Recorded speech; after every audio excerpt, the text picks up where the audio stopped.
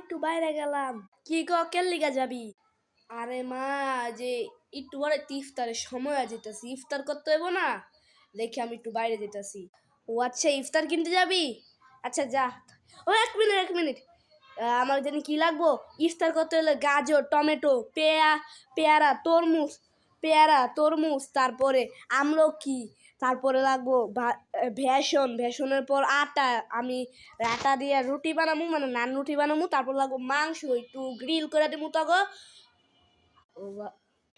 ও ভাই, এগুলা যে খামু কি যে ভাল লাগতাছে, ওরে বাবা।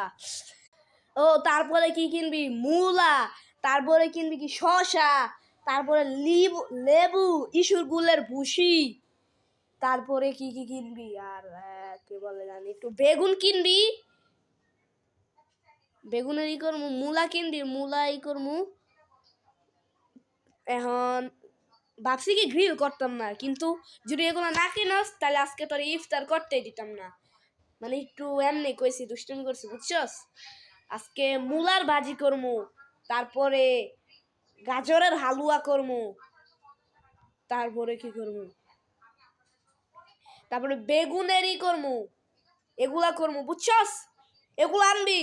তোর একটু খালি করার লিগে আমি কইছি যে কি টাকা আসিস কে, তোর করার লিগে কইছি যে এই মাংস এগুলো আনবি। এগুলো খাওয়া হইব না। মূলা, গাজরের হালুয়া, তারপরে ইফতারে আছে মুড়ি,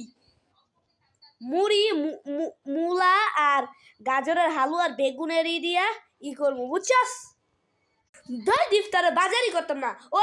ওই একটা বেগুনের দাম হলে গিয়ে 350 টাকা, তারপর হইলে গিয়ে কি বলে কি বলে জানি, মূলার দাম হইলে গিয়ে 400 টাকা। আর কি কও, কি জানি কইছিলা? গাজরের হালুয়া বানাইবা, এক লাগে দুধের দাম 50, এক খালি দুধের দাম 1 কেজি দুধের দাম কত, 100 টাকার মতো হইব। গাজরের দাম হইব 300 টাকার মতো। তারপরে যে চিনি ঘরে আছে, চিনির দাম যেন কত হয়েছে, 1 কেজি চিনির দাম হইল গিয়া 200 টাকা। এগুলা দিতে আমার 1000-এর মতো টাকা হয়ে যাব। আমি ইফতারি কিনতাম না। যাও যেই তুমি কি বানাও, আজকে আমার ইফতারি করতাম না।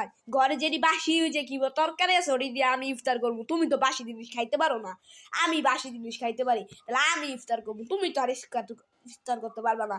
এর লিগে যেটা কইছিল ওইটাই করতাম। এখন এগুলো কইছো, তুমি আর ইফতার করবে না। যাও, আমি যে গেলাম।